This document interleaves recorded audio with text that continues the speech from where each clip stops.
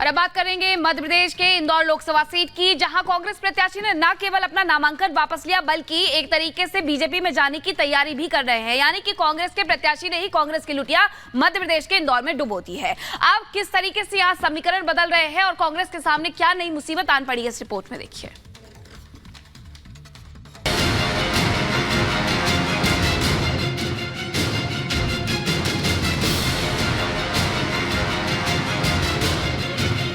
मध्य प्रदेश के इंदौर में मैदान छोड़कर भागे कांग्रेस नेता अक्षय कांति के नामांकन वापस लेने के बाद कांग्रेस के अंदरूनी खेमे में जबरदस्त तूफान मचा है। कांग्रेस ने नामांकन वापस लेने को लेकर अक्षय कांति पर जबरदस्त हमला किया। अक्षय कांति के नामांकन वापस लेने की तिलमिलाहट मध्य प्रदेश की कांग्रेस में किस कदर है, इसका अंदाजा कांग्रेस की सोशल मीडिया पर किए गए पोस्ट से लगाया जा सकता है, जिसमें अक्षय कांति के लिए अभद्र भाषा का प्रयोग किया गया है। इस पोस्ट में लिखा गया है, अक्षय बम तुम तो फुस्सी बम निकले, तुमसे अच्छी तो जो अपने प्रोफेशन के प्रति ईमानदार होती हैं कितने में बिकी हो। विश्वासघात महंगा पड़ेगा। मध्य प्रदेश कांग्रेस प्रवक्ता के मिश्रा की तरफ से किए गए इस पोस्ट में अक्षय कांति के लिए उन तमाम शब्दों का प्रयोग किया गया है जिसे बताना या सुनना भी सही नहीं होगा।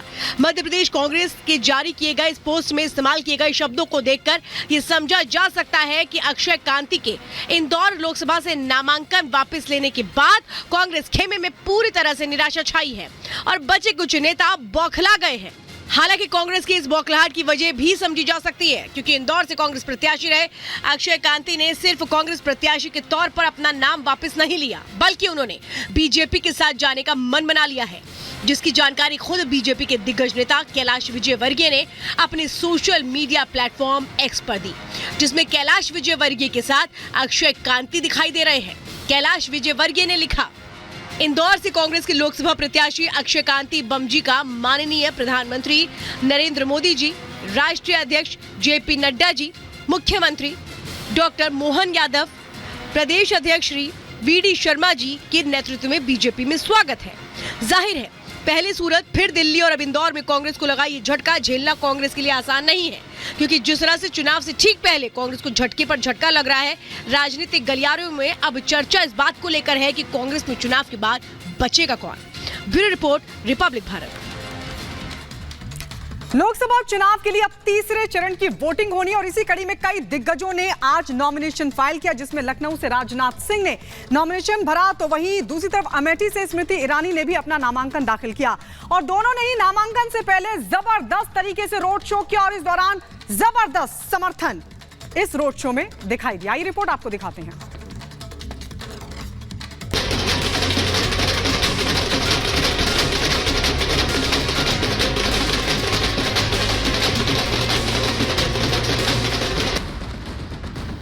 लोकसभा चुनाव के तीसरे चरण का रण सज चुका है।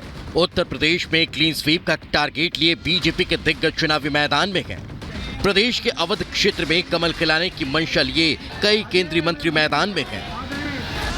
लखनऊ सीट पर जीत की हैट्रिक लगाने के लिए केंद्रीय रक्षा मंत्री मैदान में उतर चुके हैं। वहीं अमेठी में मोदी की गारंटी के दम पर एक बार फिर केंद्रीय मंत्री स्मृति ईरानी जीत का दावा कर रही हैं। राजधानी लखनऊ और अमेठी की ये दो तस्वीरें ये बताने के लिए काफी हैं कि सियासी समर में बीजेपी कितनी मजबूत है। लखनऊ में अपने नामांकन से पहले केंद्रीय मंत्री राजनाथ सिंह ने रोड शो किया। इस रोड शो में मुख्यमंत्री योगी आदित्यनाथ, डिप्टी सीएम ब्रजेश पाठक, केशव प्रसाद मौर्य, उत्तराखंड के मुख्यमंत्री पुष्कर सिंह धामी भी मौजूद रहे। लखनऊ की सड़कों पर उमड़ी ये भीड़ बता रही है कि लखनऊ को अपने नेता राजनाथ सिंह और मोदी की गारंटी पर भरोसा है। बीजेपी कार्यकर्ताओं का ये उत्साह बता रहा है कि लखनऊ सीट पर बीजेपी ने आधी लड़ाई जीत ली। जो यहाँ पर आज फ्लाईओवर है, यहाँ पर मेट्रो है, तमाम प्रकार के पार्क हैं, सड़कें हैं, लाइटें हैं, स्ट्रीट है, बहुत तेजी से लखनऊ का विकास हुआ है और अटल जी के समय में जो काम शुरू हुए थे उन सबको माननीय राजनाथ सिंह जी के नेतृत्व में आगे बढ़ाया गया है। लखनऊ में एक तरफा चुनाव है, विपक्ष पूरी तरह से डिरेल्ड है, फेल है। देखिए उत्तर प्रदेश में 80 सीटें जीतेंगे और अखिलेश 0 सीट पाएंगे। बीजेपी को भरोसा है कि अवध क्षेत्र में मोदी के काम और राम के नाम पर इनका विजय रथ आगे बढ़ रहा है।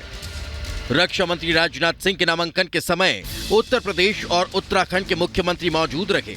अमेठी की तस्वीर भी लखनऊ से जुदा नहीं थी। जिस अमेठी को कांग्रेस का गढ़ कहा जाता था, वहां आज विकास का कमल खिला हुआ है। केंद्रीय मंत्री स्मृति ईरानी के नॉमिनेशन में मध्य प्रदेश के मुख्यमंत्री मोहन यादव शामिल हुए। स्मृति ईरानी ने नामांकन से पहले अमेठी की सड़कों पर शक्ति प्रदर्शन किया। बीजेपी प्रत्याशी के समर्थन में उमड़ी ये भीड़ विपक्ष की टेंशन बढ़ा रही है। दिल्ली का सपना देखने वाले इंडी गठबंधन के लिए अमेठी का रण 2019 से ज्यादा कठिन हो गया है। मोदी की गारंटी और अमेठी की जनता से स्मृति ईरानी के जुड़ाव ने सभी सियासी समीकरणों को ध्वस्त कर दिया। भारतीय जनता पार्टी की प्रत्याशी के नाते अमेठी की सेवा में आज मैंने अपना नामांकन अमेठी की जनता के आशीर्वाद, समर्थकों के सहयोग से भरा। इसलिए आज मैं कृतज्ञता के भाव से अमेठी के सभी परिजनों को आपका आशीर्वाद, नरेंद्र मोदी जी को कमल के फूल को मिले, ऐसा उनके शुभ चरणों में अपना ये निवेदन अर्पित करते हुए मैंने आज अपना नामांकन भरा। मुझे प्रसन्नता इस बात की आज अमेठी में एक नया इतिहास बना। नॉमिनेशन फॉर्म के समय हमारी बहन भारत सरकार की केंद्रीय मंत्री श्रीमती स्मृति ईरानी ने अपना नॉमिनेशन फॉर्म जमा किया। मैं स्वयं इस अवसर पर उपस्थित था। जिस प्रकार से जन सैलाब उमड़ा है, जनता की लोकप्रियता क्या होती है ये दीदी के माध्यम से हमको समझ में आई है। पूरा अमेठी की जनता, कोई ऐसा घर बाकी नहीं होगा जहां से हमारे बीच अपना समर्थक निकल के सामने नहीं आया। लखनऊ और अमेठी की तरह की ओडिशा के पुरी में भी बीजेपी प्रत्याशी का शक्ति प्रदर्शन देखने को मिला। यहां से बीजेपी ने अपने फायर ब्रांड नेता संबित पात्रा को प्रत्याशी बनाया। संबित पात्रा ने भी आज नामांकन भर दिया। नामांकन से पहले संबित ने रोड शो किया, जिसमें भारी जन समर्थन देखने को मिला। तीसरे चरण के चुनाव के लिए बीजेपी ही नहीं, विपक्ष भी पूरे जोर शोर से लगी रही। बिहार की सारण सीट से लालू की लाडली रोहिणी आचार्य ने नामांकन दाखिल किया। इस दौरान लालू प्रसाद यादव समेत उनके परिवार के कई लोग मौजूद रहे। रोहिणी के चुनावी कैंपेन के लिए लालू यादव बीते कई दिनों से छपरा में ही कैंप कर रहे हैं। वहीं तेजस्वी यादव पार्टी प्रत्याशियों के लिए पूरे बिहार में चुनाव प्रचार में जुटे हैं। चुनावी मैदान में सभी प्रत्याशी अपनी जीत का दावा कर रहे हैं। रोड शो के जरिए अपनी ताकत भी दिखा रहे हैं। लेकिन 4 जून को पता चलेगा कि जनता ने किससे विजय तिलक लगाया है। Bureau report, Republic Bharat. और चलिए अब बात करते हैं तेलंगाना की, जहां पर एक तरह से कहें लड़ाई बहुत दिलचस्प हो चली है।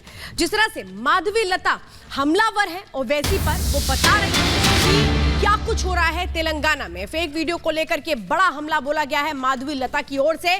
फेक वीडियो फैलाता है विपक्ष, ये कहा गया है। मेरा भी फेक वीडियो बनाया गया था, ये कहा गया। माधवी लता ने ओवैसी पर हमला बोलते हुए क्या कहा है वो सुनिए सर। इस रिजर्वेशन के तहत उन गरीबों के बच्चे, जो ऑटो वाले का बच्चा है, जो किसी गरीब खानदान से आता है, उनका बेटा बेटी डॉक्टर बन रहे हैं, इंजीनियर बन रहे हैं, डीवाईएसपी बन रहे हैं। बीजेपी को नफरत है इससे। ये क्यों कर? अरे भाई, अगर इस मुल्क का 14% आबादी, बल्कि अगर क्रिश्चियंस को भी मिला लिया, आप सिखों को मिला लिए, 20% की आबादी है माइनॉरिटीज की, अगर वो कमजोर रहेंगे तो मुल्क ताकतवर कैसे होगा बताइए आप। वीडियोस को एडिट करके गलत वीडियोस आवाम के अंदर पहुंचाना और लोगों के ऊपर गलत इल्जाम लगाना, खास कर कर बीजेपी के ऊपर जो लोगों के हित में काम कर रहे हैं, इनका ये जिंदगी का आम आदत हो गया है, दिन का दिन आदत हो गया इनका। ऐसा कहीं पे भी बीजेपी के सरकार का कोई अधिष्ठान ने आज तक ये नहीं कहा है कि SC, ST, OBC किसी का भी रिजर्वेशन निकालेंगे। जो ये लोग गलत बात करते हैं वो इस मुद्दा पे निकाल के बात कर रहे थे जो बेंगलोर में हुआ था, जहां पर ये लोग 4% की रिजर्वेशन मुस्लिमों को देने के बाद कह रहे थे। वहां पे ये लोग गलत फायदा उठा रहे थे हर बात का। तब अमित भाई ने ये क्लैरिटी दी थी उनको। जिस वीडियो को ये लोग एडिट कर कर अपना मनमानी कर रहे हैं, उनके ऊपर केस भी दर्ज करे हैं। अब जल्दी वो लोग बाहर निकलेंगे, उनको कड़ी सी कड़ी सजा होगी।